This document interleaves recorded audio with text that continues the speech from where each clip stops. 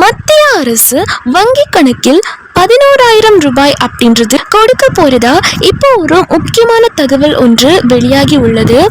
ரூபாய் 12,000 அப்படின்ற மாதிரி திடீர் அறிவிப்பு ஒன்று மத்திய அரசு இப்போ வெளியிட்டிருக்காங்க. இதை பத்தின முழு விவரங்களை தான் இன்னைக்கு நாம பார்க்க போறோம். ஸோ வீடியோவை நீங்க கடைசி வரைக்கும் முழுசா பாருங்க. அப்பதான் என்ன சொல்றோம் அப்படிங்கிறது உங்களுக்கு மிக தெளிவா புரியும். நீங்க இப்பதான் டிடி தமிழ் அப்டேட்ஸ் சேனலை முதல் முறையா பாக்குறீங்க அப்படின்னா சப்ஸ்கிரைப் பண்ணாதவங்க இப்பவே சப்ஸ்கிரைப் பண்ணிக்கோங்க. அண்ட் கூடவே பக்கத்துல வர பெல் ஐகானையும் கிளிக் பண்ணி ஆல் அப்படிங்கிற ஆப்ஷனை செலக்ட் பண்ணி வச்சுக்கோங்க.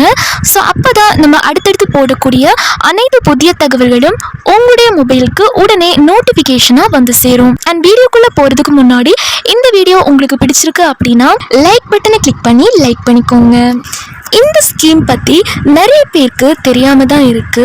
இந்த 11,000 ரூபாய் அப்படின்றது மத்திய அரசு எப்பத்துல இருந்து கொடுக்க போறாங்க, யார் யாருக்கெல்லாம் கொடுக்க போறாங்க, இந்த திட்டத்துல எப்படி நம்ம விண்ணப்பிக்கணும், இந்த திட்டத்திற்கான தகுதிகள் என்ன, யாரெல்லாம் இந்த 11,000 ரூபாய் அப்படின்றது விண்ணப்பித்து பெற முடியும், இந்த 11,000 ரூபாய் பெறதுக்கான ஆவணங்கள் என்னென்ன, தேவையான ஆவணங்கள் என்னென்ன, ஸோ இதை பத்தின முழு விவரங்களை இந்த வீடியோல தெளிவா நம்ம பார்க்க போறோம். இந்த வீடியோவை கடைசி வரைக்கும் முழுசா நீங்க பார்த்தா மட்டும்தான் இந்த 11,000 ரூபாய் எப்படி நம்ம பெறணும் அப்படிங்கிறது உங்களுக்கு தெளிவா புரியும். மத்திய அரசு ஏற்கனவே பார்த்தீங்க அப்படின்னா ரூபாய் 12,000 வங்கி கணக்கில் நேரடியாக மக்களுக்கு கொடுக்க போறதா ஒரு செய்தி வந்து வெளியாயிருந்துச்சு.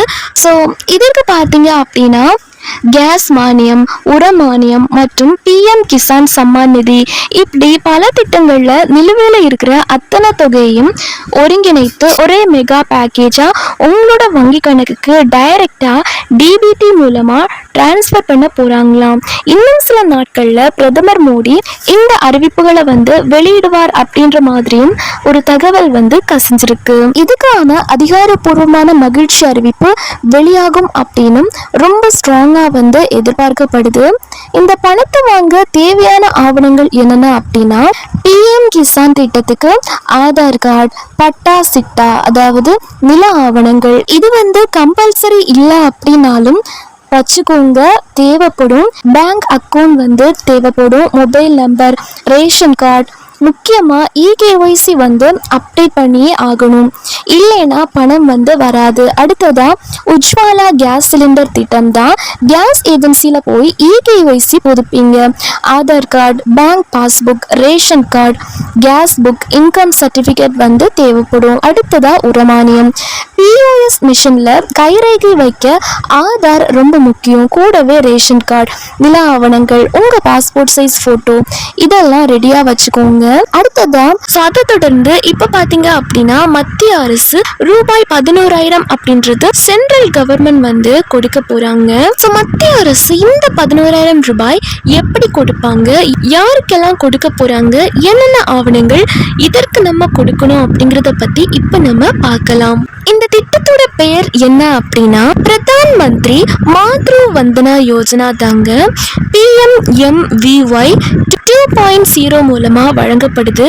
இதுல 2 கட்டமா பணம் வந்து தராங்க. உங்களோட முதல் குழந்தைக்கு அது ஆண் குழந்தையா இருந்தாலும் சரி, பெண் குழந்தையா இருந்தாலும் சரி, மொத்தம் 5,000 ரூபாய் கிடைக்கும். இது 3 தவணைகளா பிரிச்சு தருவாங்க.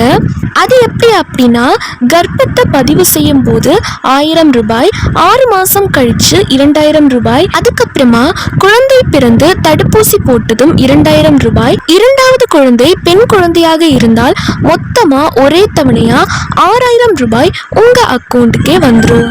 ஆக மொத்தம் 2 பிரசவத்திற்கும் சேர்த்து நீங்க 11,000 ரூபாய் வரை உதவித்தொகையாக பெற முடியும். ஸோ இதற்கான தகுதிகள் அப்படின்னு பார்த்துட்டீங்க அப்படின்னா இந்த திட்டத்துக்கு யார் யாரெல்லாம் தகுதியானவங்க அப்படின்னு பார்த்தீங்க அப்படின்னா SC ST பிரிவை சேர்ந்த பெண்கள், முக்கியமா பெண்களுக்கு தான் இந்த 11,000 ரூபாய் அப்படின்றது கிடைக்கும், ஆண்களுக்கு கிடைக்காது. பெண்கள் அப்படின்னு எடுத்துட்டாலும் SC ST பிரிவை சேர்ந்த பெண்களும் இதற்கு வந்து தகுதி தகுதியானவர்கள் தான். அதுக்கப்புறமா ஈஸ்ரம் கார்டு வைத்துள்ளவர்களும் இதற்கு தகுதியுள்ள நபர்கள் தான். அதுக்கப்புறமா விண்ணப்பதாரர் குறைந்தபட்சம் 19 வயது நிரம்பியவராகவும் மற்றும் கர்ப்பிணி பெண்ணாகவும் இருக்க வேண்டும். தகுதியுள்ள பெண்கள் கர்ப்பம் தரித்த முதல் வாரங்களில் இருந்தே இந்த PMMVY திட்டத்திற்கு விண்ணப்பித்து நன்மைகளை பெற முடியும். ஒரு பெண் தனது 2வது கர்ப்பத்தின் போது இரட்டை அல்லது 3-4 குழந்தைகளை பெற்றெடுக்கும் போது அதில் 1 அல்லது 2 குழந்தைகள் பெண் குழந்தையாக இருந்தால் PMMVY 2.0 திட்டத்தின் கீழ் 2வது பெண் குழந்தைக்கு உதவித்தொகை வழங்கப்படும். மேலும் விண்ணப்பதாரர் வேலை செய்பவராகவும் கர்ப்பம் காரணமாக ஊதிய இழப்பை சந்திப்பவராகவும் இருக்க வேண்டும். வறுமை கோட்டுக்கு கீழுள்ள அதாவது BPL ரேஷன் கார்டு வைத்திருக்கும் பெண்களும் இதற்கு தகுதியான நபர்கள் தான். 40% அல்லது அதற்கு மேல் மாற்றுத்திறனாளிகளாக உள்ள பெண்கள், அதுக்கப்புறமா அந்தியோதயா அன்ன யோஜனா அல்லது ஆயுஷ்மான் பாரத் கார்டு வைத்திருப்பவர்கள், அதுக்கப்புறமா 100 நாள் வேலை திட்டத்தில் MGNREGA திட்டம் அட்டை வைத்திருக்கும் பெண்களும் இதற்கு தகுதியான நபர்கள் தான். ஆண்டு வருமானம் 8 லட்சத்திற்கும் குறைவாக உள்ள குடும்பத்தை சேர்ந்த பெண்களா இருக்கணும் அப்படின்னு சொல்லியிருக்காங்க.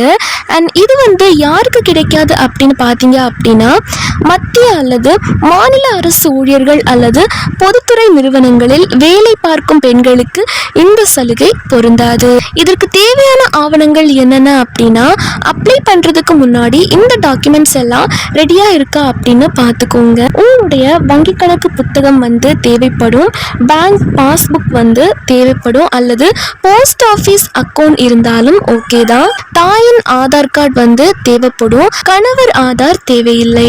அதுக்கப்புறமா MCP கார்டு வேணும், தாய் சேய் பாதுகாப்பு அட்டை தேவைப்படும். அதுக்கப்புறமா குழந்தையின் பிறப்பு சான்றிதழ் கேட்பாங்க, தகுதி சான்றிதழ் தேவைப்படும். ரேஷன் கார்டு அல்லது ஈஸ்ரம் கார்டு இருந்தா கூட ஓகே தான்.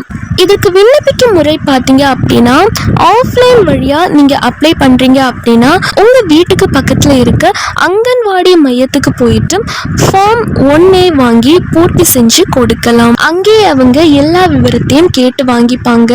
இதே நீங்க ஆன்லைன் முறையா அப்ளை பண்றீங்க அப்படின்னா நீங்களே சொந்தமா அப்ளை பண்ண நினைச்சா, வீட்டில் இருந்தே அப்ளை பண்ண நினைச்சா கவர்மெண்டோட ஒஃபிஷியல் வெப்சைட்டான PMMVY ஒஃபிஷியல் வெப்சைட்டுக்கு போய் இதற்கு நீங்கள் அப்ளை பண்ணலாம். அதில் உங்கள் மொபைல் நம்பர் கொடுத்து லாகின் பண்ணணும். செகண்ட் பார்த்தீங்க அப்படின்னா கிரியேட் அக்கௌண்ட் கொடுத்து உங்கள் பெயர் மற்றும் ஊர் விவரங்களை எல்லாம் சரியாக டைப் பண்ணுங்க.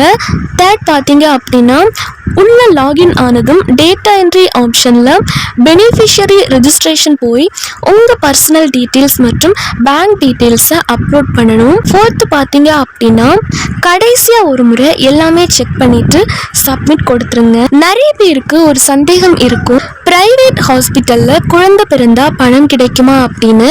அரசாங்க விதிமுறைப்படி MCP கார்டு அப்டேட் பண்ணுற அதிகாரம் அரசு மருத்துவமனைக்கு தான் இருக்குது. ஆனால் அரசு மருத்துவர் அல்லது சுகாதார அதிகாரி முறையாக சான்றிதழ் கொடுத்தா தனியார் மருத்துவமனையில் பிரசவம் பார்த்த பெண்களும் இந்த 2.0 திட்டத்தில் பயன்பெறலாம்.